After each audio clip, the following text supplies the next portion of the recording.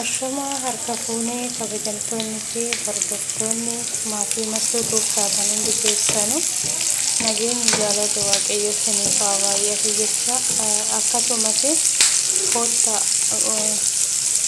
ibsii goommana wajjin nyaannaarra asitti kun goommana kiyya qopheeffadhee jira haala kanaanis amma goommana kana shunkurtiin kun akka inni bilchaatee raawwate goommana kana itti godhanna jechuudha. Hageenyi shunkurtiin ni bilchaatetti immoo akkanumatti dhiisna jechuudha.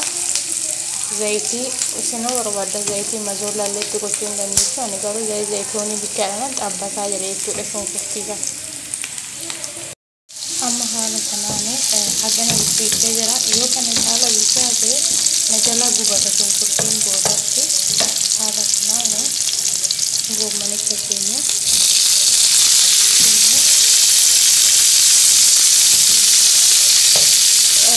afaan biyya kanaatiin kaanis goommana jedha malee hundii jedhama jechuudha. Afaan biyya kanaatiin afaan warra booree keessanii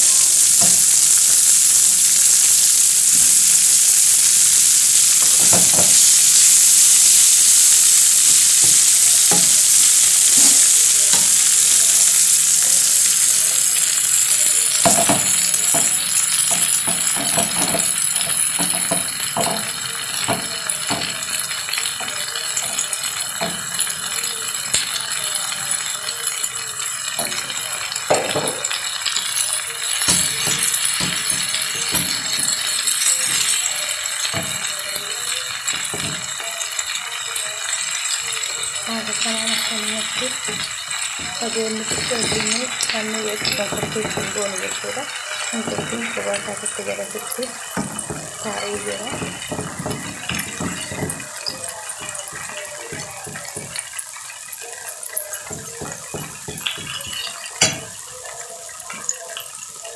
Akkana harka keenya akka inni gadi buusuuf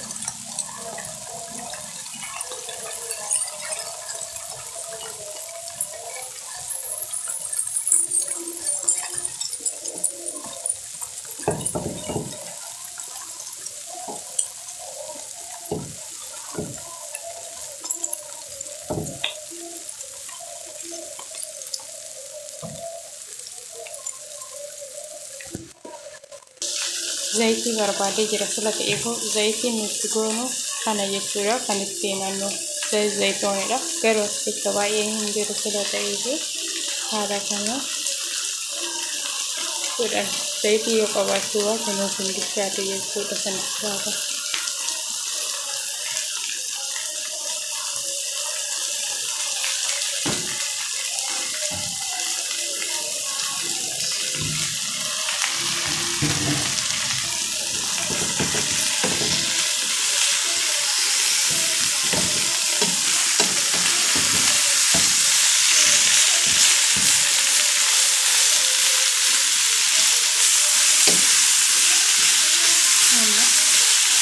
Haala kana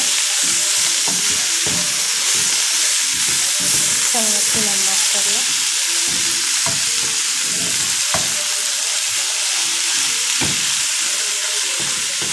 Egaa biddeen keenya akka jechuudha. Biddeen Itoophiyaatiif qal'aali kan mi'aawu dhugaa irratti qal'aanuma kan mi'aawu irratti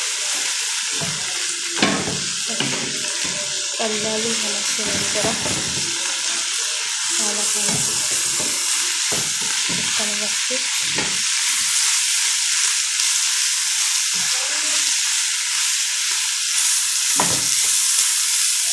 shunkurtii odoo ittiin godhin jechuudha. Shunkurtii malee kophaatti ammaaf salaatee jira jechuudha.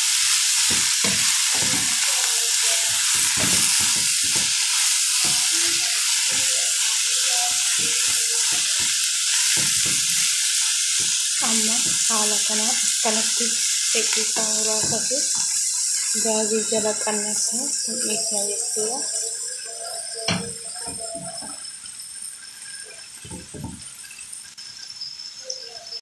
Amma dammoo haala kanaan akkana godhee raawwadhee hundaa shunkurticha kan dabala fakkida jechuudha.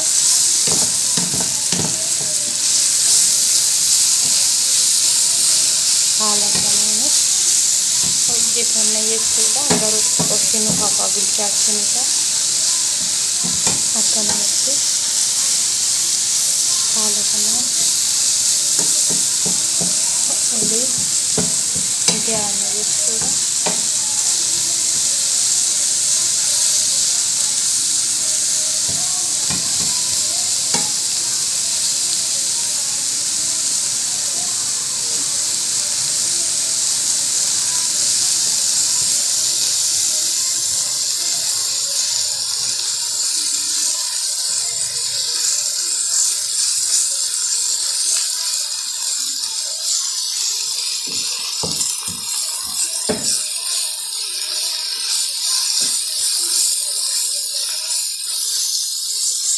Baay'ee namatti tola. Dhugaa qal'aanii affeelamee dhugaa rufuu jechuudha. Haaluma kanaan dhageessuun qurxii hojjenne namoonni tokko garuu hin affeelu. Affeelu bishaan fixata malee akkasuma ni jedhu. Garuu kanatti jechuudha dheedhii fa'aa osoo hin affeelin akkuma kun goomana biyya keenyatti itti hojjenne kanatti yoo hojjenne baay'ee tokko mi'aa jechuudha. Akka mi'aawu hin mi'aawufne immoo qammasee isinitti himuudhaaf hin danda'u tola ta'eefu haala isinitti himare akkanumatti baay'ee mi'aawa isiniin jechuu jaaladha. Akkasii kana fakkaata hiiqaa musurraayii jedhani kuma kana fakkaata nyaanni keenya warri dharraa goommanaa qabdanii kottaa nyaadhaa isiniin jechuu jaaladha.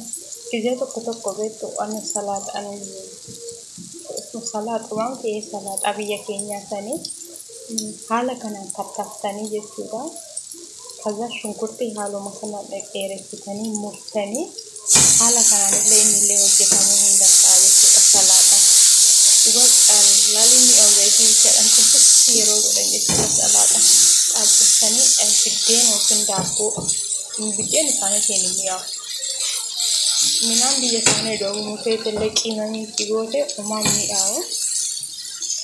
Garuu biddeen biyya keenyaatti qal'aanii mi'aawutu gaaratti jechuudha. Yookiin daabboo keenya hojjetanii qal'aanii kana hin mi'aawu jechuudha. Akkasii isin jechuu jaaladha. Hordoftoonni fi kabajamtoonni maatiin laftuu keessaa kan hundi keessanuu kan biyya keessa jirtanis kan biyya abbaa keessa jirtanis akkuma jettanitti waaqayyo isiniif haa ta'u. Viidiyoon kiyya har'aa asumarraan goolaba. Warroonni darsin jedhe haala kanaan hojjetatanii nyaachuu ni dandeessu. Illee boqa Dubaay keessa Suudii keessaan yoo jiraatellee hin jiru garuu warri Beeruutii keessa jirtan haala kanaan hojjetatanii nyaachuu hin dandeessu. Amma sa'aatii kana gannaa guutuu suuqii keessa jechuudha. Sababa saniifuu haala kanaan hojjetatanii nyaachuu hin dandeessu. Namoonni maqaa isaa hin beekneef immoo himbii jedhama. Hojjetatanii qaarallee itti godhachuu hin dandeessu jechuudha. Akkasuma keessanitti qaaraadhaan illee hin mi'aawu. Shunkurtii qullubbii illee itti godhachuu hin dandeessu. Maaliif kiyya namichi shunkurtii qullubbii nyaatu qaaraa nyaatu sababa saniifuu itti gochuu hin danda'u. Malee shunkurtii qullubbii yeroo itti godhanii qaaraa faatti godhan qal'aanii kana hin mi'aawu isiniin jechuu jaaladha. Haasa'a isinitti baay'isee dhiifama waliin akkasumas akka darsin jedhee viidiyoo kiyya laayik sheer gochuu hin dagatinaa. Yoommoo nyaanni kun isinitti tole kaabboo kottaa nyaadhaa isiniin jechuu jaaladha. Uummata qashti haga viidiyoo biraatiin olitti deebinutti isin jaaladha. Baay'ee isin kabaja. Warroonni akkasumas viidiyoo yeroo gallachiisu na bira dhaabbattanii jabaadhunaan jechaa jirtan naaf galatoomaa. Akkasumas immoo warroonni maamila kiyya hin taane akkanatti dabalamtanii maamila kiyya taatan abdiif kabajaa guddaadhaan isin eegaa isiniin jechuu jaaladha. Akkasumas kuuwwan keessanis warroonni maamila kiyya taatan naaf galatoomaa eebbifamaa. Kottaa nyaadhaa isin moo'ee har'a misaan gara mana mastootii yookiin qursii irratti soo dhuftan. Akkasii isiniin jechuu jaaladha. Turtii gaarii isiniif haa ta'u. Baay'ee isin jaaladha. Baay'ee isin kabaja. Dogongora yoon qabaadhe dogongora kiyyarra na deebisaa isiniin jedha. Turtii gaarii isiniif haa ta'u. Baay'ee isin jaaladha. Baay'ee isin kabaja.